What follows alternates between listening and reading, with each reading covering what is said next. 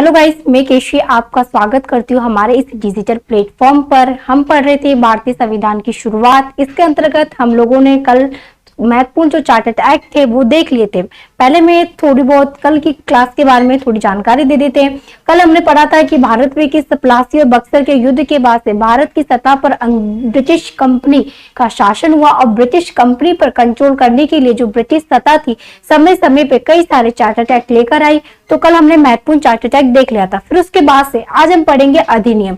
तो अधिनियम क्यों लेकर आई? तो भारत पर अब ब्रिटिश कंपनी का शासन नहीं है।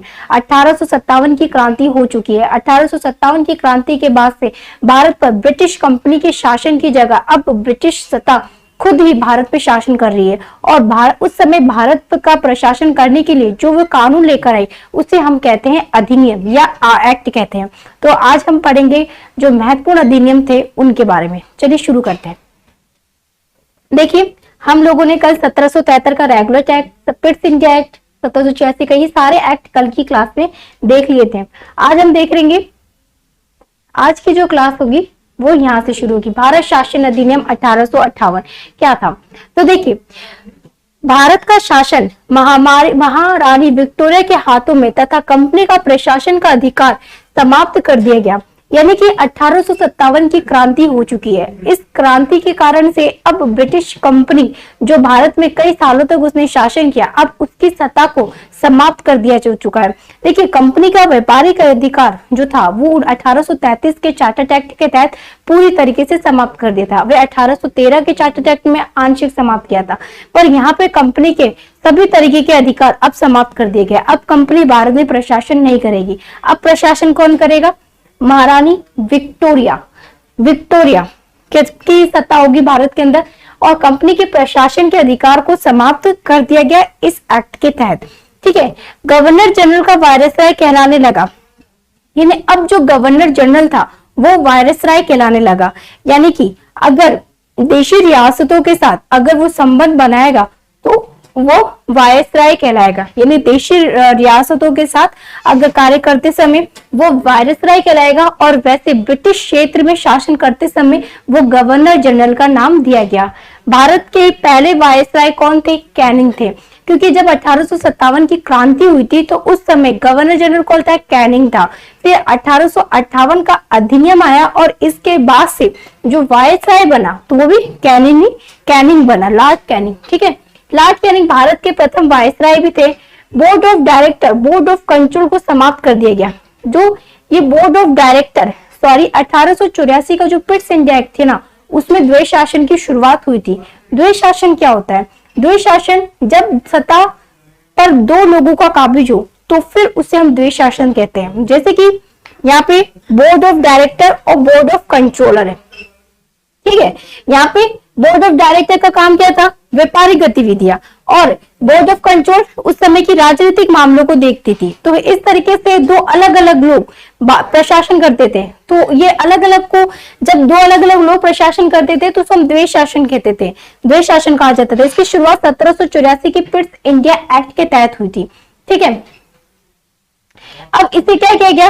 द्वैध शासन को भारत में अब समाप्त कर दिया गया। यानी 1858 के एक्ट के तहत द्वैध शासन, जो कि मैं ये 1784 का जब पिट्स इंडिया एक्ट कराया था तो कल की क्लास में भूल गई थी, आप यहाँ पे इसको रिकॉर्ड कर लीजिए। यहाँ पे इसको आप लिख लेना कि 1784 के तहत द्वैध शासन की शुरुआत हुई थी, जिसमें board of director, board of controller जो था उसकी शुरुआत उसी समय हुई थी। ठीक है, द्वैध शासन क्या होता है आप समझ गए होंगे। अब यहाँ पे आप याद रखना, बोर्ड ऑफ डायरेक्टर और बोर्ड ऑफ कंट्रोल को अब यहाँ पे समाप्त कर दिया गया।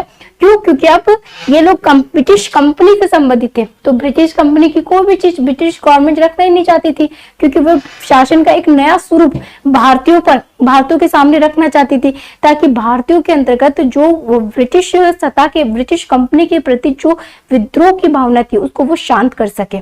ठीक है, भारत सचिव की सहायता हेतु 15 सदस्य वाले भारतीय परिषद का गठन किया गया। यानी कि एक भारत सचिव नए पद का सृजन किया गया। और ये पद जो है इसकी भारत सचिव की सहायता करने के लिए 15 सदस्य वाली भारतीय परिषद का गठन किया गया। और इनके जो वेतन भत्ते होंगे वो भारत के कोष से दिए जाएंगे, पर इनका जो संचालन होगा वो लंदन से किया जाता था। ये एक सलाहकार समिति थी जो भारत के प्रशासन के लिए गठित की गई थी। ठीक है, अब आगे देखिए, 1761 का भारत परिषद अधिनियम, देखिए 1858 में घोषणा कर दी गई कि हमने कंपनी के प्रशासन को समाप्त कर दिया गया। अब भारत पे ब्रिटिश कंपनी का शासन न होकर के ब्रिटिश सत्ता का शासन होगा। पर अब भारतीयों की, उस समय भारतीयों में बहुत ज्यादा रोष था, उसे शांत करने के लिए ब्रिटिश गवर्नमेंट जो थी अब लेकर आती है 1861 का भारत परिषद अधिनियम। ठीक है, यह अधिनियम बहुत ही महत्वपूर्ण भी है क्योंकि यहीं से मंत्रिमंडल की शुरुआत होती है, विभागीय प्रणाली की शुरुआत होती है। ये कैनिंग के समय, लॉर्ड कैनिंग के समय ही लाया गया था। क्या था ये? इंडियन काउंसिल एक्ट 1861 के द्वारा गवर्नर जनरल को अध्यादेश जारी करने की शक्ति प्रदान की गई। अध्यादेश 6 माह तक लागू हो सकता था। यानी अध्यादेश क्या है? अध्यादेश क्या होता है ये कि जब दोनों सदन सत्र में नहीं होते ना, और कोई ऐसी स्थिति उत्पन्न हो जाती है जिसके कारण से उस विषय पे कानून बनाना जरूरी हो, तो मंत्री परिषद या जो प्रधानमंत्री उसके मंत्री परिषद है वो राष्ट्रपति से कहकर उस संबंध में कानून बना सकते हैं, और जब संसद सत्र में आए तो उसको लागू करवा सकते हैं। पर ये होता है, ये कानून सिर्फ 6 महीने तक ही लागू होता है, और संसद के सत्र में आने पर उसे पास कराना भी जरूरी होता है। ठीक है, ये आज भी है। तो इसकी शुरुआत कब हुई थी? ये शुरुआत हुई थी 1861 के इंडियन काउंसिल एक्ट के तहत। इसमें गवर्नर जनरल, जो हमारे राष्ट्रपति को अधिकार है, वो भी उस समय गवर्नर जनरल की परिस्थितियां होती थी, तो गवर्नर जनरल को अध्यादेश जारी करने की शक्ति प्रदान की गई है। अध्यादेश जो है केवल 6 माह तक ही लागू रहता है। 6 महीने के अंतर्गत उसे हमें कानून का रूप देना पड़ता है, नहीं तो अपने आप ही रद्द हो जाता है, समाप्त हो जाता है। विभागीय व्यवस्था की शुरुआत भी 1861 के की गई। मंत्रिमंडल की शुरुआत भी इसी तरीके से हुई। बजट की शुरुआत, टैक्स की शुरुआत इसी एक्ट के तहत की गई थी। कानूनी विकेंद्रीकरण की शुरुआत हुई, यानी कि कानूनी विकेंद्रीकरण का मतलब क्या हुआ? हमने देखा था कि 1773 का जो रेगुलर टैक्स आया था और जो 1833 का जो चार्टर्ड एक्ट आया था, इस दोनों ही अधिनियम चार्टर्ड एक्ट के तहत क्या किया गया था? भारत की सत्ता को केंद्रीकृत करने का प्रयास किया गया था। पर अब क्या है? विकेंद्रीकरण। विकेंद्रीकरण का मतलब होता है कि निचले स्तर तक शक्ति को देना। ये नीचे स्तर पर बैठा व्यक्ति भी प्रशासन में अपना योगदान दे, उस तरीके का प्रशासन का स्वरूप हो, उसे हम कहते हैं विकेंद्रीकरण। यानी जो पहले क्या किया था, बंगाल प्रेसिडेंसी के अंतर्गत मुंबई और मद्रास प्रेसिडेंसी को कर दिया था। अब उन्हें कहा नहीं, आप भी स्वतंत्र रूप से कार्य करो। तो ये नीति कब अपनाई गई? जब भारत पर ब्रिटिश सत्ता का शासन हुआ। ठीक है, तो भारत कानूनी विकेंद्रीकरण की शुरुआत होती है। फिर कानून बनाने की प्रक्रिया में भारतीय प्रतिनिधियों को शामिल करने की शुरुआत हुई। अब जानते थे अंग्रेज कि अगर भारतीयों को, अब हमने यहाँ के प्रशासन में भारतीयों को शामिल नहीं किया तो हमारा भी विरोध हो सकता है। भले हमने कंपनी को भगा दिया है, तो कभी भी ब्रिटिश सत्ता का भी विरोध कर सकते हैं। तो बोला गया क्यों नहीं, अब भारतीयों को भी कानून बनाने में शामिल किया जाए।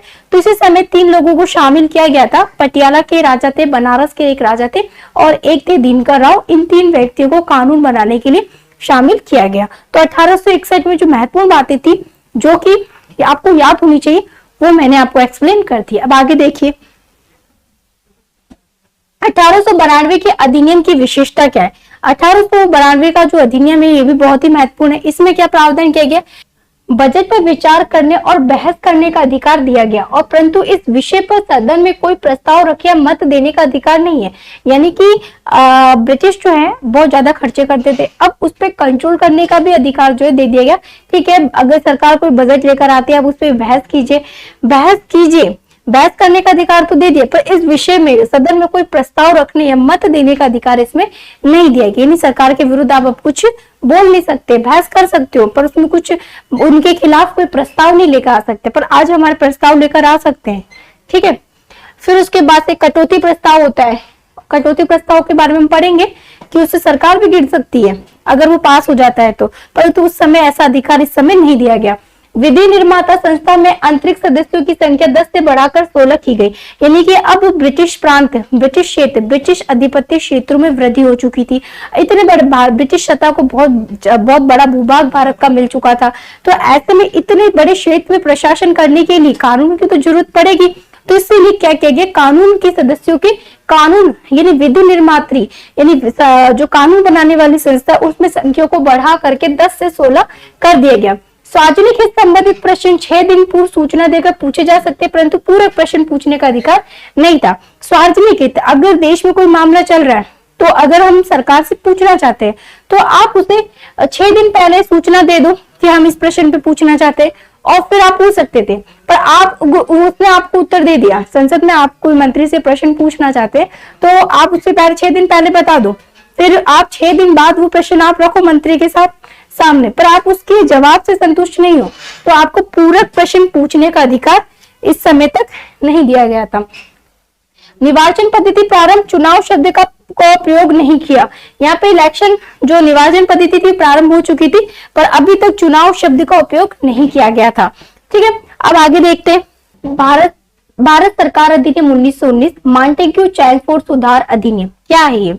देखिए, अभी तक हमने जो भी 1919 का अधिनियम देख लिया, उसके बाद की कंडीशन क्या बनती है भारत में। हम देखते हैं कि प्रथम विश्व युद्ध शुरू हो चुका है और लखनऊ समझौता हो चुका है, गांधी जी का भी भारत की राजनीति में आ चुके हैं, और उसके बाद से इस समय तक जो चंपारण सत्याग्रह, अहमदाबाद सत्याग्रह और जो भी खेड़ा सत्याग्रह गांधी जी कर चुके हैं, और फिर उसके बाद से इस समय जो तिलक थे वो भी जेल से बाहर आ चुके, एनी बेसेंट भी आ चुकी है, और दोनों ने मिलकर होम रूलिंग की स्थापना भी कर चुके और अपने प्रशासन की मांग की जाती है।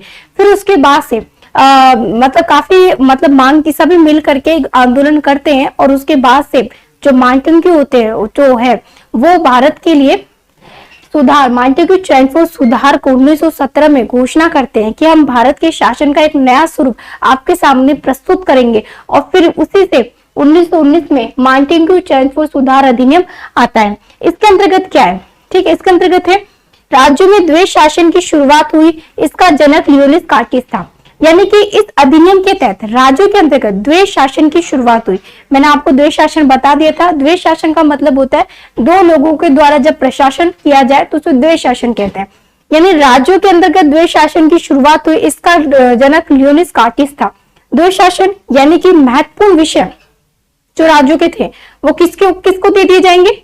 वो गवर्नर जनरल के पास जाएंगे, और बाकी जो काम होंगे वो मुख्यमंत्री के द्वारा किए जाएंगे। ठीक है, केंद्र के राज्य, इसमें बस आपको यह देखना राज्यों के अंतर्गत द्वैध शासन की शुरुआत किस एक्ट के तहत, किस अधिनियम के तहत हुई थी? तो 1919 के अधिनियम के तहत हुई थी।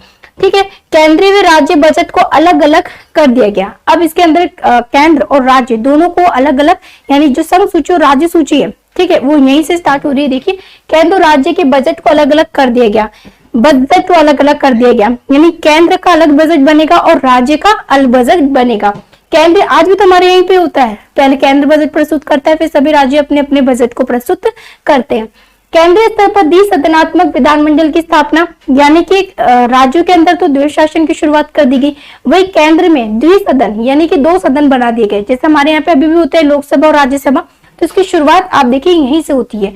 सांप्रदायिक निर्वाचन का विस्तार, यानी कि अभी तक सांप्रदायिक निर्वाचन का फायदा मुसलमानों को मिलता आ रहा था, अब ये जो था अब यूरोपियों को, सिखों को भी जो है सांप्रदायिक निर्वाचन का फायदा दिया गया।